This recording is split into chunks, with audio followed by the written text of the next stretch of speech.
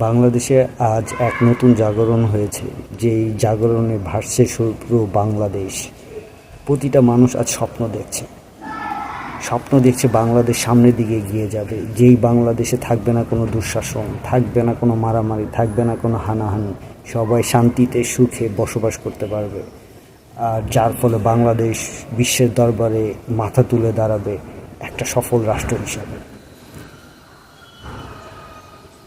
কিন্তু বর্তমানে কিছু কিছু জায়গায় অপ্রত্যাশিতভাবে কিছু ঘটনা ঘটছে, যেখানে মারামারি হচ্ছে, ডাকাতি হচ্ছে এবং থানা ভাঙচুর করে সেখান থেকে অস্ত্র লুটপাট করা হচ্ছে। তা কিন্তু আমাদের কাছে অবশ্যই কাম্য নয়।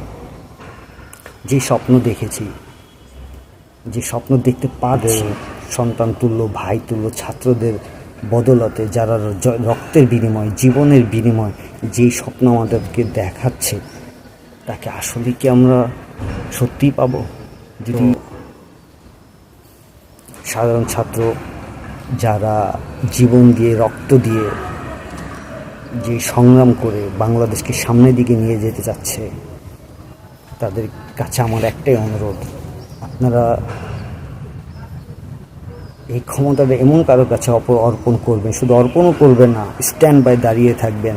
যতদিন না বাংলাদেশে দুর্নীতিমুক্ত, স্বৈর শাসনমুক্ত, অবিচারমুক্ত বাংলাদেশ গঠিত হচ্ছে, ততদিন পর্যন্ত আপনারা রাস্তায় থাকবেন।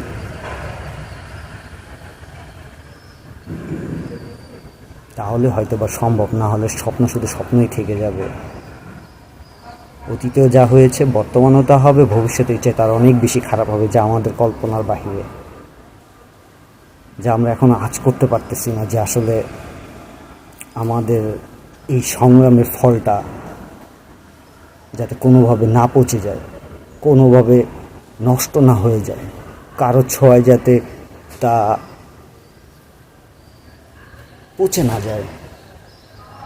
তো সেই সব ভাইরাসকৃত হাত থেকে অবশ্যই আপনারা রক্ষা করবেন, এটাই আপনাদের কাছে কামনা।